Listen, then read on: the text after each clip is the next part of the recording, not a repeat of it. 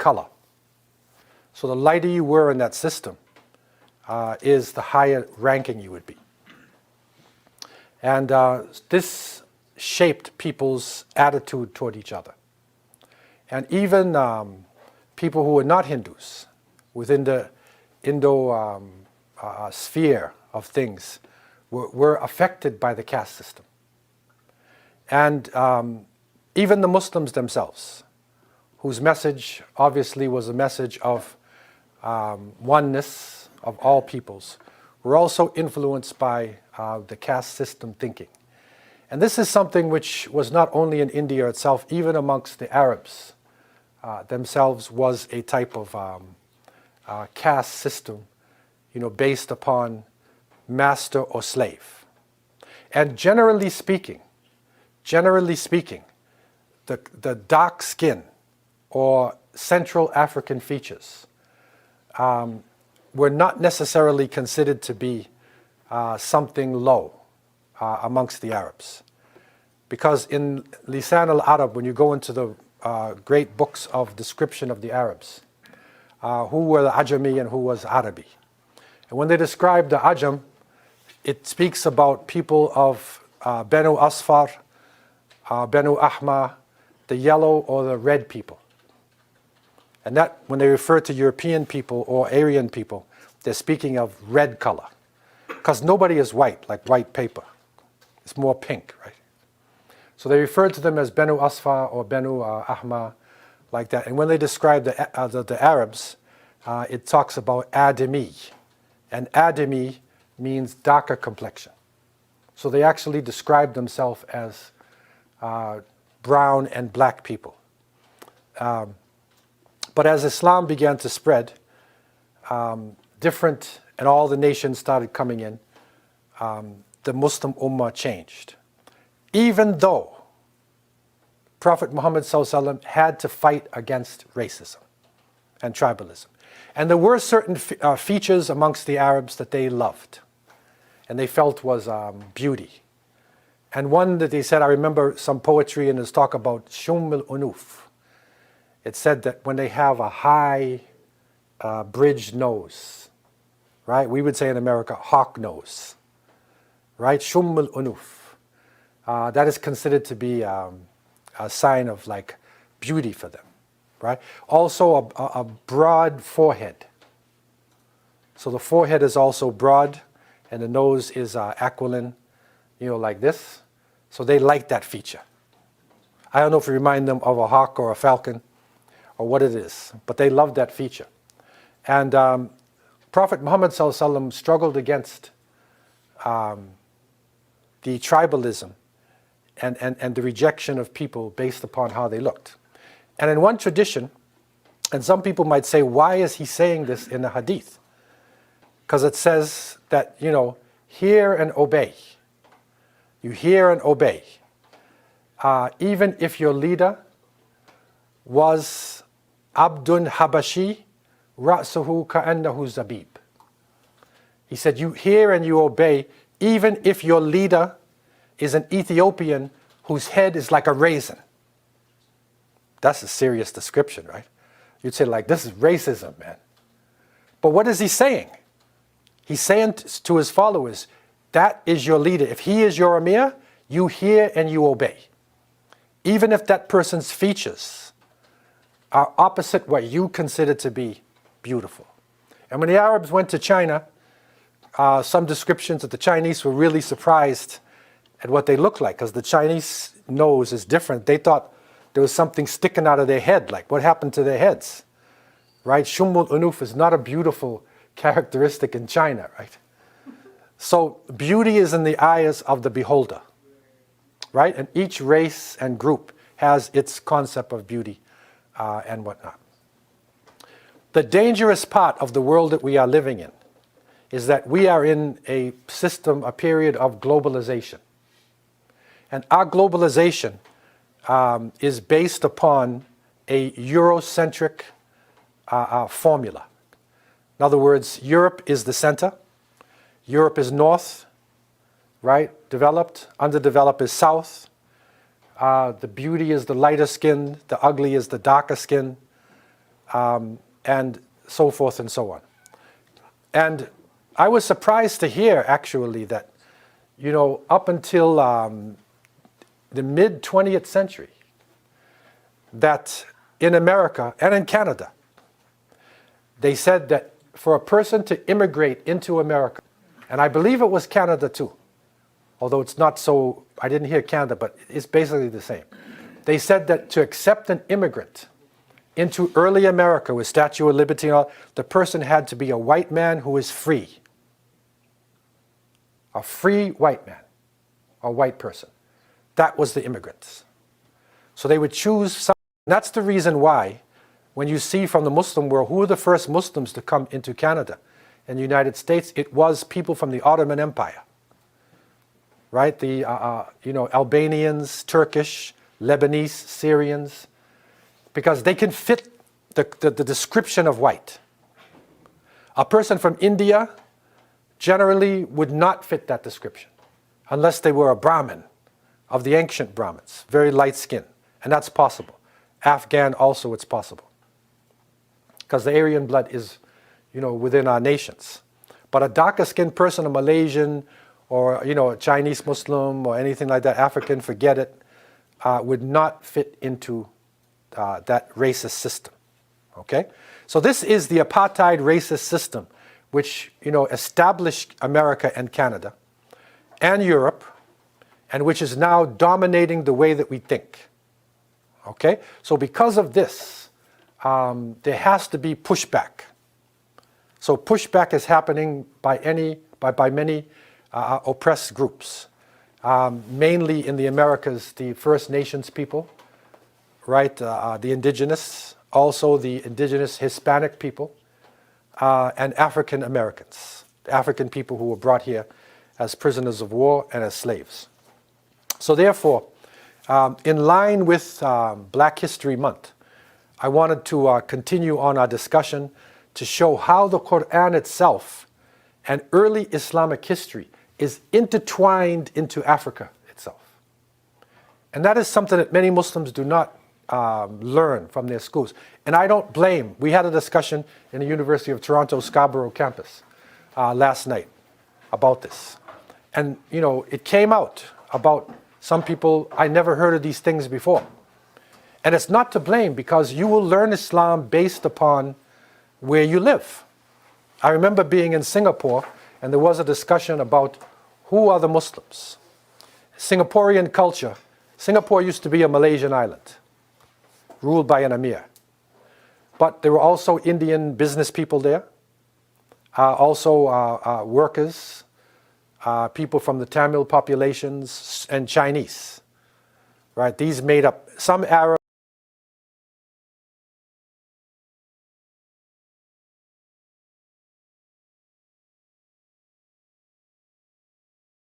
Basically, in the eyes of Singaporeans, a Muslim is a Malay. Malay equals Muslim, right? So within the Malay diaspora, right, being a Malay, if somebody walks in who looks like a Malay, even if they did not have their hair covered or had a mini skirt or whatever, they still might say, are you a Muslim? But if a Chinese person walked in with hijab, right, and whatnot, they might say, are you a Muslim? Right? And it's not because of the hijab or the miniskirt. It's because of their nationality, right? Because they connected the nationality with their Islam. And similarly, in Indo-Pakistani subcontinent, in studying early Islam, there would be emphasis on Muhammad bin Qasim coming in the Sindh and the early history there.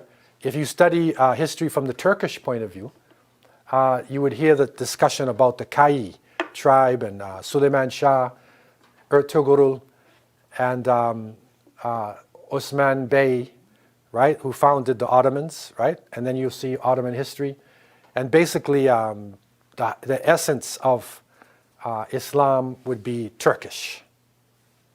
So that's not the fault of the people, right? It's a natural thing to do that.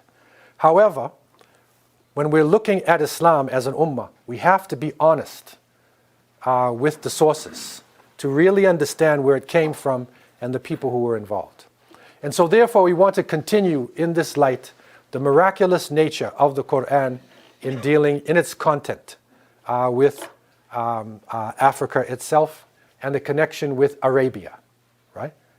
And this is important for us. And again, if you look at the map and you see what is now Saudi Arabia and Yemen, and if you look at Yemen, Abha in Saudi Arabia, look at Eritrea, right? Even look at Mecca and Port Sudan.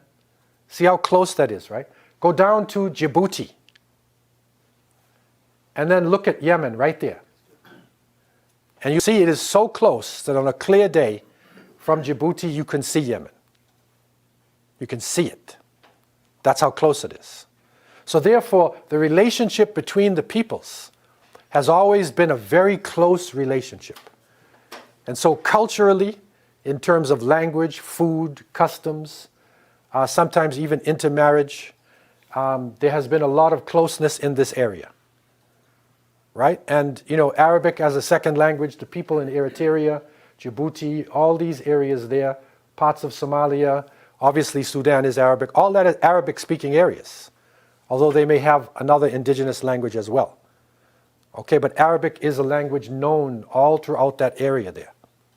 Okay, and this is something because when the Europeans wanted to divide and conquer, and when they drew the map, they said on one side is Arabia, that's Asia. And on the other side is Africa. So in your mind, the Red Sea is like the Pacific Ocean. But it's not the Pacific Ocean. Right? There's no real barrier between the peoples that were on both sides. There are tribal differences, but culturally, in terms of weather and whatnot, very similar. So this takes us to the chapter Surah Al-Buruj. And in this chapter here, we see that Allah subhanahu wa ta'ala is giving us a very beautiful chapter. And the first part of this chapter, we're going to deal with the 11 verses from Surah Al-Buruj. And this one it is saying, Bismillahir Rahmanir Rahim, وَالسَّمَاءِ ذَاتِ الْبُرُوجِ وَالْيَوْمِ الْمَوْعُودِ وَشَاهِدٍ وَمَشْهُودٍ قُتِلَ أَصْحَابُ الْأُخْدُودِ النَّارِ ذَاتِ الْوَقُودِ إِذْ هُمْ عَلَيْهَا قُعُودٌ وَهُمْ عَلَى مَا يَفْعَلُونَ بِالْمُؤْمِنِينَ شُهُودٌ وَمَا نَقَمُوا مِنْهُمْ إِلَّا أَن يُؤْمِنُوا بِاللَّهِ الْعَزِيزِ الْحَمِيدِ الَّذِي لَهُ مُلْكُ السَّمَاوَاتِ وَالْأَرْضِ وَاللَّهُ عَلَى كُلِّ شَيْءٍ شَهِيدٌ إِنَّ الَّذِينَ فَتَنُوا الْمُؤْمِنِينَ وَالْمُؤْمِنَاتِ ثُمَّ لَمْ يَتُوبُوا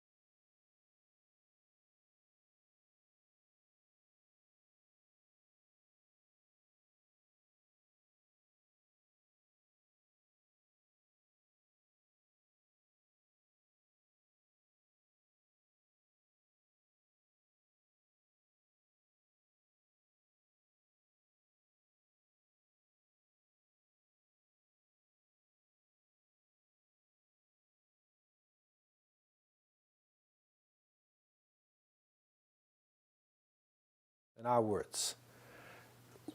After a short time in hellfire, they will forget all of the pleasure that they had in this world. The rich and famous, all of their villas and their foods and everything, they will forget everything. It's just like if you're living a good life and you're healthy and everything, and suddenly you get a terrible toothache.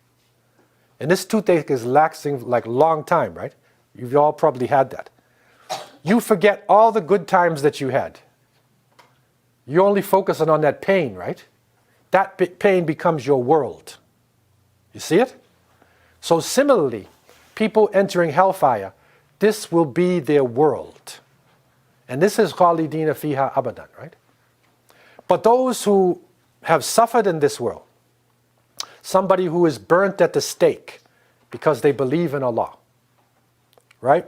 That person, as the Prophet ﷺ said, when they go into paradise, they will forget all of the pain and torment that they had in the world. And they said that the person who is shaheed, who has given their life for Allah subhanahu wa ta'ala, the thing that they would want the most is to go back to the earth and become shaheed again because of what they saw. You see? Because of what they're living in, right? You forget about all the pain and suffering you had inside of this world. So this is what this is saying. This is giving hope to the believers who are suffering and are punished, and also a warning to those who are punishing Muslims and torturing them and do not repent. So the miraculous nature of the Quran, part of this miraculous nature is the fact that it is connected together to a reality that came through Prophet Muhammad ﷺ. And so this is where information comes to us through the Prophet, peace be upon him, his companions, and Muhammad ibn Ishaq in the Seerah book. He is describing what happened. And he said that the one who killed the people in the ditch, his name was Dhu Nuwas. And his name was Zur'a. In the time of his kingdom, he was called Yusuf, son of Tubban.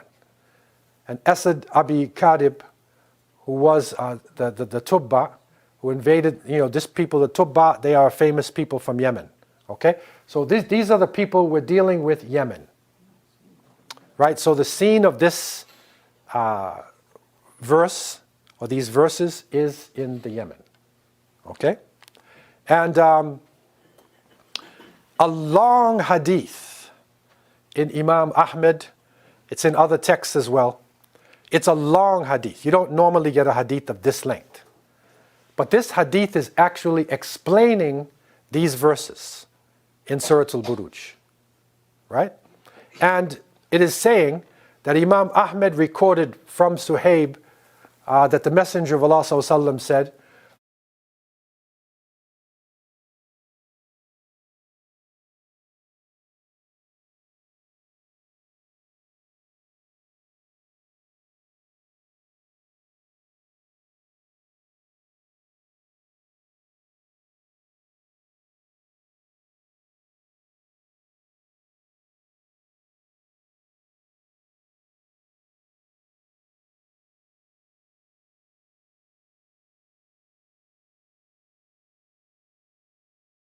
he sat with a monk who was on the way and listened to his speech and admired them.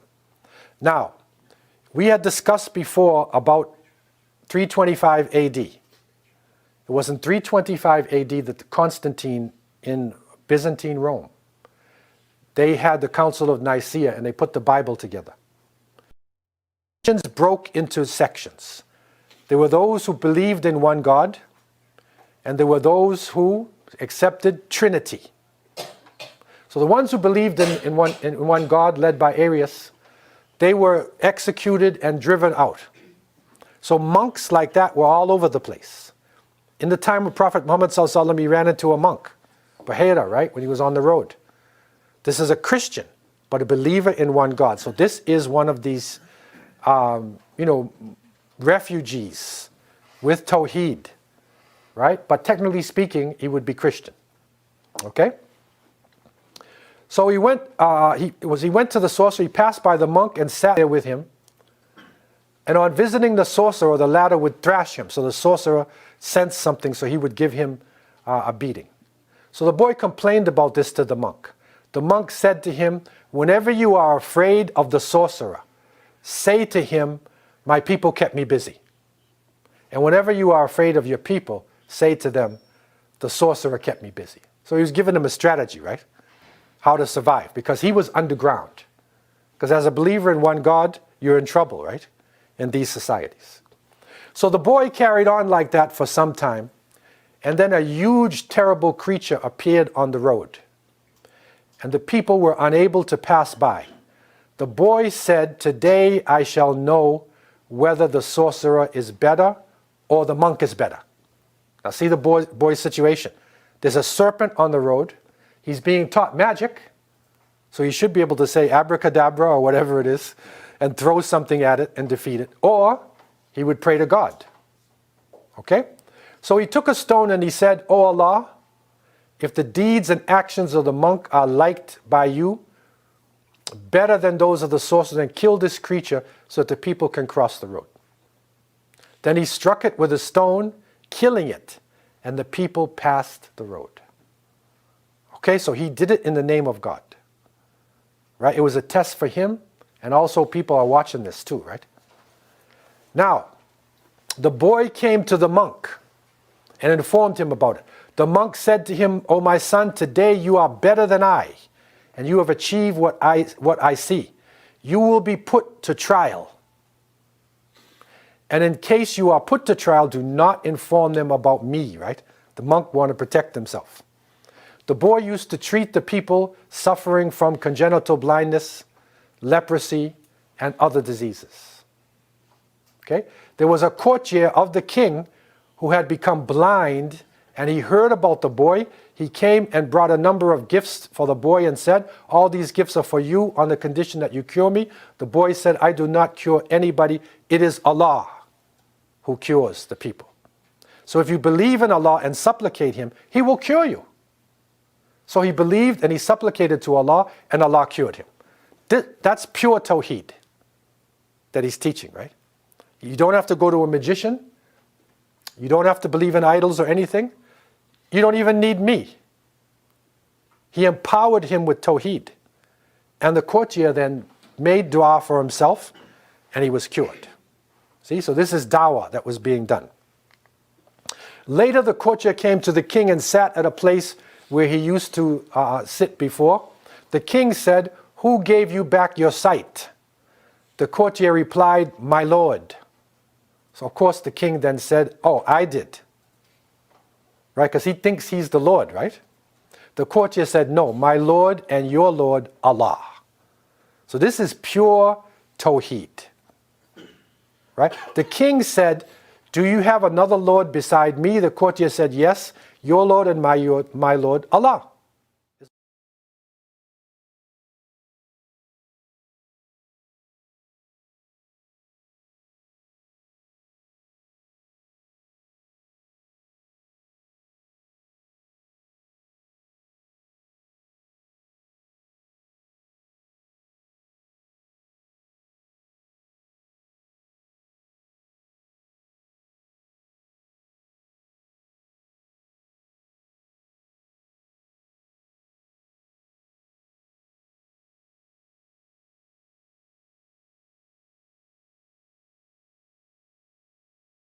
My Lord and your Lord is Allah.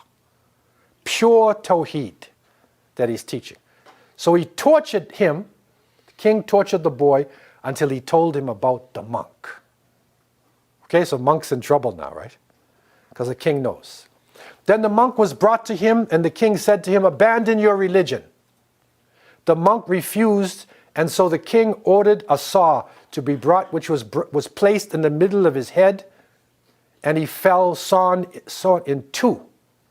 Right? That's belief. He did not give his faith up. He cut him in two with a saw, right? You know how strong you got to be?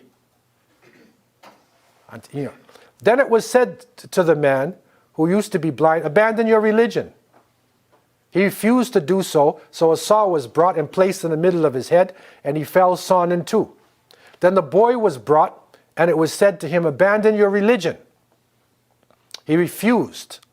And so the king sent him to the top of such and such mountain with some people. He told the people, "Ascend the mountain with him till you reach its peak, then see if he abandons his religion, otherwise throw him from the top."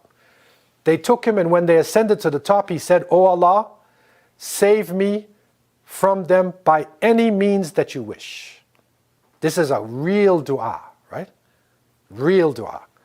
So the mountain shook, and they fell down, and the boy came back walking to the king.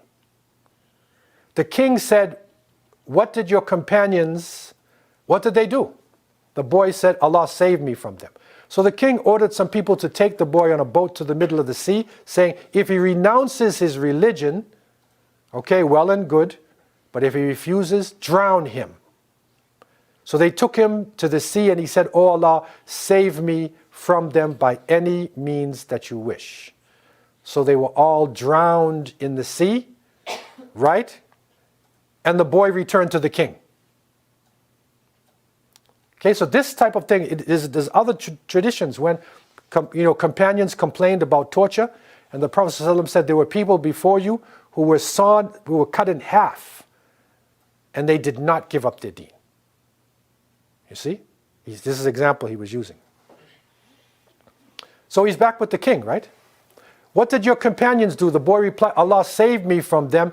Then he said to the king, "You will not be able to kill me until you do as I order you to. If you do as I order you, you will be able to kill me." The king asked, "What is that?" The boy said, "Gather the people in one elevated place, tie me to the trunk of a tree, and then take an arrow from my quiver and say, 'In the name of Allah, the Lord of the boy.'"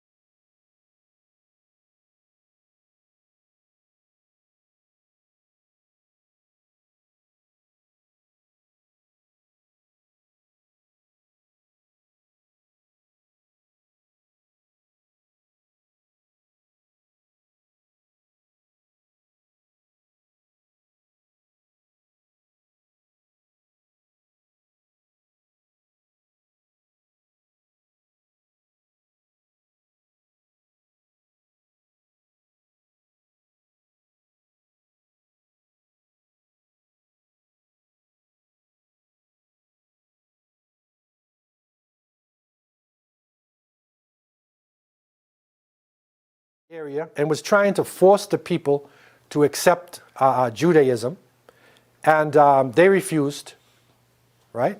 Now, what's the connection?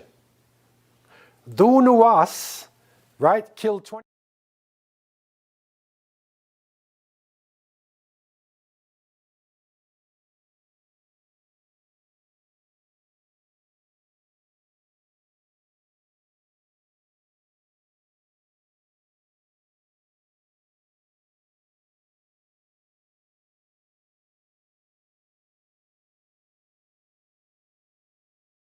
Chasing this man, he escapes, right, now across the Red Sea. Remember, that is an area where Christianity had gone to, right? It had gone up the Nile into Ethiopia, right? But this man, he went either across the sea or maybe he went straight north, and he went to the emperor of the Byzantine Romans, the Caesar, right? And this was, Ibn Ishaq says, Asham. But when they say Asham, they mean all that northern area up there, even including part of Turkey. And actually the real leader at that time was in Constantinople. Okay, but he controlled Asham, Syria, and all the different areas. And that's a picture of Justinian, one of the Byzantine emperors, right? So that's what they look like.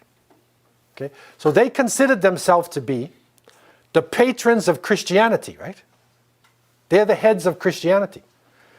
So they sent messages down to the Ethiopians, because the Ethiopians had accepted Christianity. Although there's always a struggle between those who believe in one God and three, right? So the Ethiopians accepted Christianity, right? And they wrote to the kings of Ethiopia. Remember, his title was An-Najashi, right? This is not the Najashi of the time of the Prophet ﷺ. Because remember, Najashi is his title, right? Remember, his name was, does anybody remember the name of the Najashi in the Prophet's time? Remember his name? Think back. Ashama. Ashama. That's his name with Saad. Ashama. So he would be Ashama an-Najashi. Just like you say, Julius Caesar. Augustus Caesar. Right? Ashama an-Najashi. Okay? So now, look at, this is world politics now going on, right? Middle Eastern affairs. The Romans now in Constantinople send down to the Ethiopian army Aksum. Remember the great army theirs, right? They had, remember the obelisks?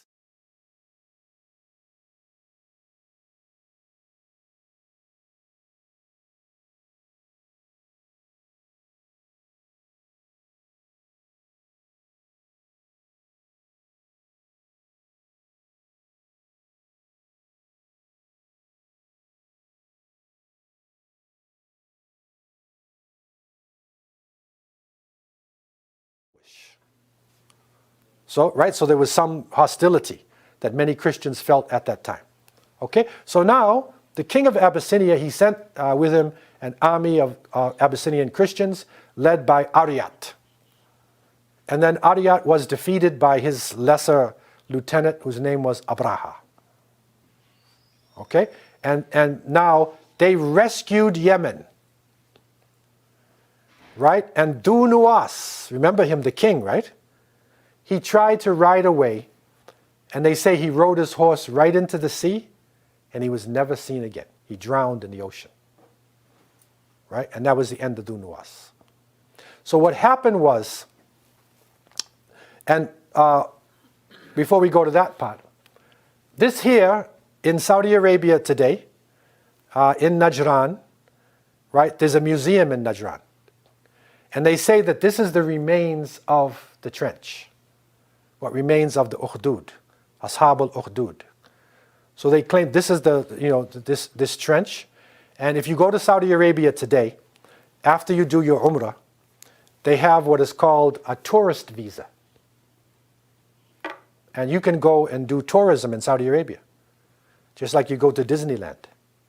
Or you go to other places, right? Niagara Falls. Right? So other than Mecca and Medina, you can do tourism. And this is one of the places, they have museums now around Saudi Arabia.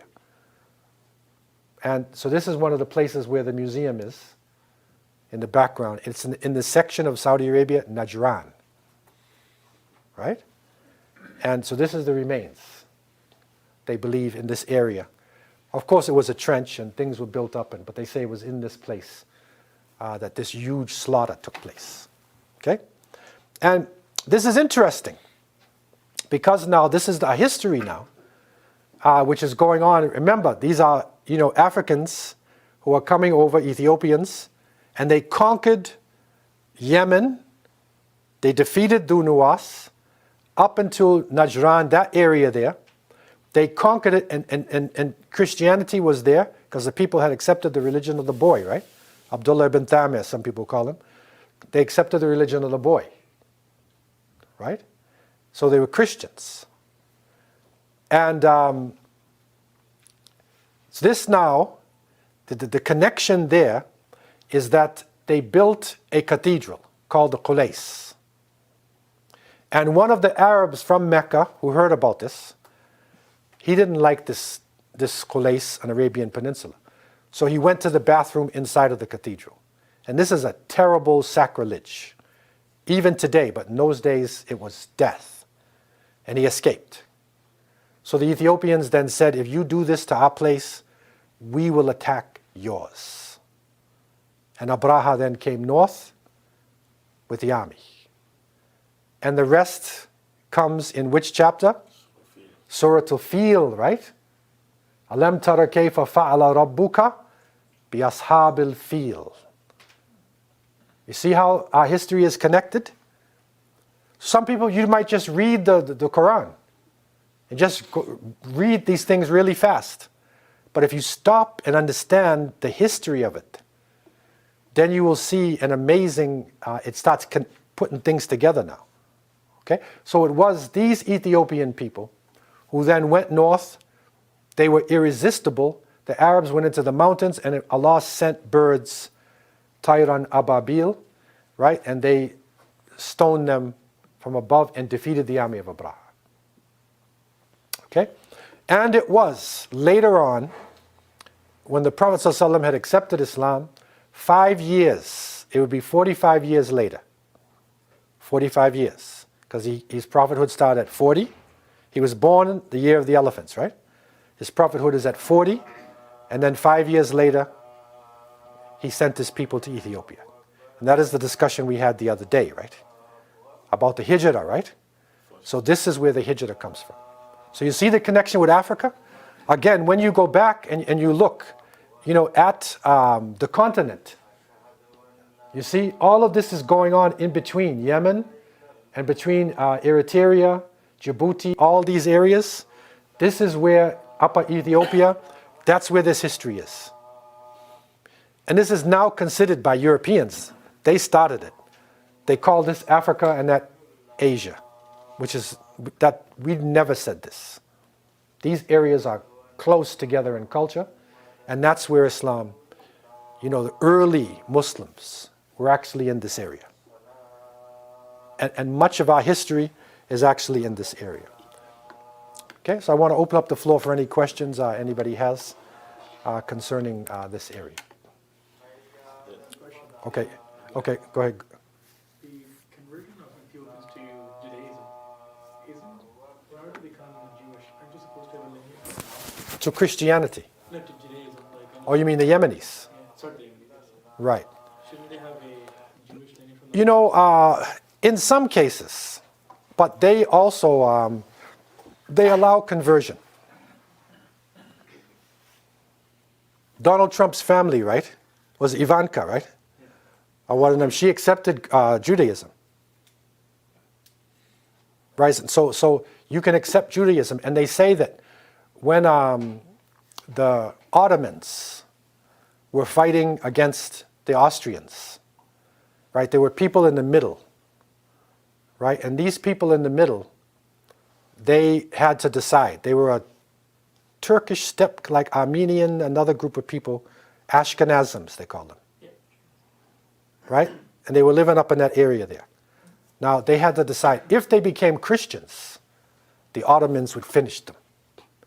If they became Muslims, the Christians would finish them. But if they became Jewish, both sides would respect them. So they accepted Judaism, right? And according to many historians, and this of course is a controversial discussion, they make up what is known as Ashkenazim Jews. These are European Jews. That's why you see Jewish people with red hair and stuff. Look like Europeans. And they were the ones that lived in Eastern Europe, Poland and Germany and all that. This is the Ashkenazim. The other Jews are Sephardic Jews, which look more like Arabs today, a brownish color, right? They lived in Mediterranean. And then you have Falasha Jews, who are black Ethiopians, called Falasha. And they were in Yemen too, right? These are straight up black people, Ethiopians. And the state of Israel brought them in as immigrants. But unfortunately, they have an apartheid system as well. Because there's lighter skins are the ones from Europe, then there's the brown ones, and then there's the black ones. So the black ones now do all the dirty jobs, and they're in the military. And now some Africans have come, you might have seen the news recently, Africans are being expelled out of that area because the apartheid system is there. The point I'm trying to say, though, is that it is allowed, in certain circumstances they allow it. However, they prefer to have somebody, their mother is Jewish, because their lineage goes through the mother. Okay, question? The Somalia, the northern part, or is it I believe the northern part is the Somaliland, is it different now? Yeah, so the northern part here would be Somaliland, and then on the coastline there going down is called Puntland. That's another area. And then down below is Somalia, Mogadishu. Mogadishu is the other one. These are tribal things, because Somaliland is a tribe called Ishaq. And the Puntland is Darod, and the Mogadishu area is Hawiyah. So these are tribes, if you know the Somalis. But the northern part was controlled by the British. So the people of Somaliland, they speak English. Okay? The ones on this side here, on the coast, they were controlled by the Italians. Right? And the ones down the bottom, the ones on the side is French and then Italians. In Djibouti, they speak French because of the colonial situation. So Djibouti is not part of the Somaliland? Originally, it's another tribe of Somalis. Yeah, they're Isa. It's called Isa. So they're like a cousin of Somalis. They are. Very similar. It's called Isa. So this is the one in Djibouti. And so these are all connected together. And there are many, during the time of Umar ibn Khattab, when the fitna afterwards, and then Uthman's time when there was some struggle between Muslims, many of the Ahlul Bayt people, they went to Hadramaut in Yemen, and some of them went down into the islands of Djibouti and to in a place called Zela, which is northern Somaliland. And some of them went up into Ethiopia to a place called Harar. So there are many Ashraf that are living there. So they date back to the time of Sahaba and Tabi'een. That's the reason why when a Somali comes in and other people say, "Are you a Muslim?" they get offended, right? Because their deen is going back. Before Islam went to Iraq, Iran, Pakistan, India, Indonesia, all of it, they were already in Islam. Okay? And that's part of our education of each other, right? It's knowledge of each other. We don't understand each other, right? And because of this month, we have brought this out. And it's surprising how many people didn't know this. They thought that they were like new Muslims or something. But they're not new Muslims. They actually go back to the beginning of Islam. And even, before this, you see. Now, any other general questions anybody has? So this is part of our history in looking at the relationship of Africa to Arabia, right? Originally, there's no separation between the two. It's tribal, it's national. There's nations and tribes, but it's not continents. Because these two continents really geographically are the same. Okay, there's a valley called the Rift Valley that goes from Palestine all the way down here. It's a huge valley system, right? It's the same geographical area. Okay? Sorry, just to go back to your first point.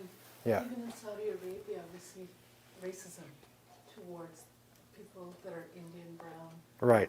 You see the hierarchy. Well, you see, these things are based on power now. Because with power, people who need employment. Because, I lived in a section of Medina called Anbaria. And here they used to have a hostel. And the Saudis were so poor in the 40s. They used to come with cans begging for food. And the Egyptians would feed them. And then the Saudis, then they said, anybody who wants Saudi citizenship, we give it to you free. And everybody rejected it, right? Nobody wanted to be a Saudi. Then the oil started flowing. Right? Now everybody wants to be a Saudi. And the power now, the Saudis who were not really that strong amongst Arabs, right? Now they had oil, and now they have power, and people need employment. So therefore, unfortunately, they're oppressing the Filipinos, Indian, people are oppressing them, right? Bengali people oppressing them, right? Terrible. Building the buildings and stuff, I've seen them, they're working in the middle of the day, sometime in Ramadan and stuff, man, fasting. And they don't care. They just make them work, right? Right, so this is oppression, but this has nothing to do with history. It's a power thing, right? It's really a power thing. Any other general questions that anybody has? So this helps us now. Again, it shows the miraculous nature of the Book of Allah. And for a Muslim, we can benefit even from the Quran even more because it's teaching us history. And this history is repeating itself now. And it helps us even in times like Black History Month to understand that we already had anti-racism, within the book itself. Okay? So I leave you with these thoughts. We'll see you again. Wassalamu alaikum wa rahmatullah.